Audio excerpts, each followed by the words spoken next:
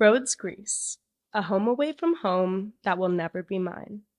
Standing on the porch of my uncle's house, overlooking the odd Goldilocks Greek island that is Rhodes, the mountains of Turkey peer back at me past the shimmering blue water surrounding us. The dry, intricate branches of the island's trees carry wildfires running rampant.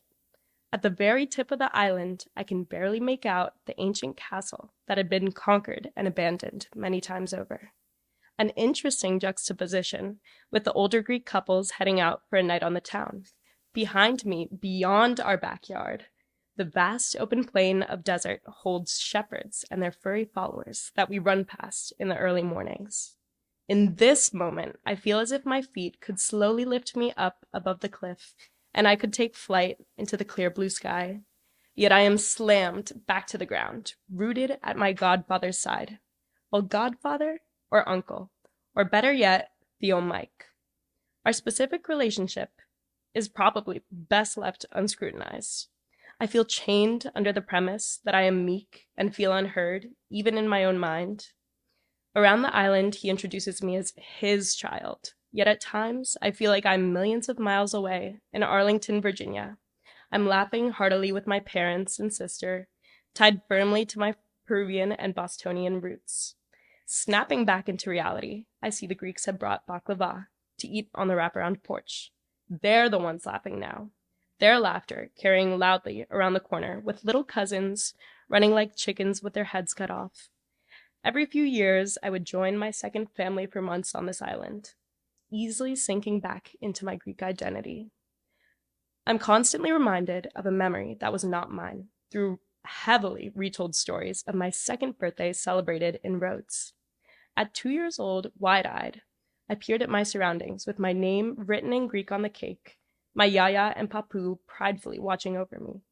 This year, taxi drivers would drive while facing little me in the back seat, as if the busy road and daring turns along the sides of cliffs paled in comparison. From the eyes of young Emilia, the world revolved around her. In hindsight, it did, with pictures of myself pasted on each scrap of available wall space. But over time, I'm forced outside of my bubble. I have to create my own canvas and paint my own story. Although we are bonded, my canvas and the canvas of my godfather could never quite align. Peering off the cliff, sloping down from the porch, we both hold different perspectives of the world flourishing down below. I feel as if mine are minuscule in comparison, almost reflecting our size difference, as my tiny frame always remains hidden behind his shadow. His world is captured by the terms Greek and Rhodes. These definitions of his home were brought to my old heaven on earth, Baltimore, Maryland, by his father who immigrated.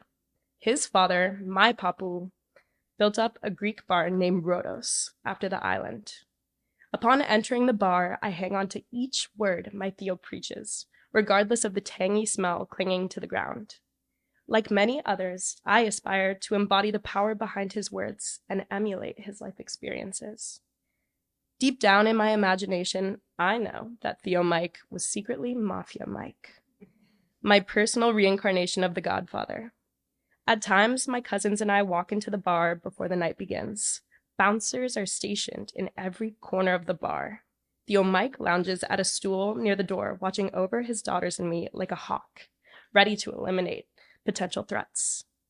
The bar is in Fells Point, in the very heart of Baltimore. Purple, blue, and white lights are strung along the ceiling, lighting the way through the narrow lane leading from the front bar to the wooden DJ booth and the dance floor. Photos of my cousins, Theo Mike's children, hang proudly behind the bar with a Greek flag flying above it all. Over the years, I've gradually taken a few steps backwards to reevaluate my sense of wonderland revolving around the island, and my loose Greek ties weaving throughout Baltimore. As I study the scene from a bird's eye point of view, I now see the limits of Theo Mike's power as it is confined to the path that we travel in Rhodes and from his house to Rhodos Bar. No matter how much I might want to, I can no longer follow his path. Personally, I crave a different walk of life, one not encompassed by the term Greek, but after all, my journey begins with my ancestors in Peru and beyond. and I'm not sure where or if it ends. With time, reality has become more complex. My family in Rhodes seems to be too bound to their Greekness, and I'm stuck on the outside of a glass room looking in.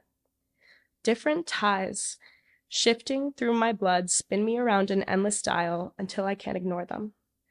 I'm no longer afraid to express pride in my identities and cultures. My family ties in Rhodes are not a barrier, but a challenge for me to overcome to claim my full potential. As I stand high up on the porch overlooking the Mediterranean with my Theo, I am proud of my otherness. Overlooking the old stomping grounds of the Colossus, I have renewed confidence in my global roots and knowledge that I can bring something to the table that no one else can. I can confidently fly off with the birds above or plop back down on the ground level with my Godfather. At a moment's notice, my vines can grow past him as my world will continue to extend beyond the island.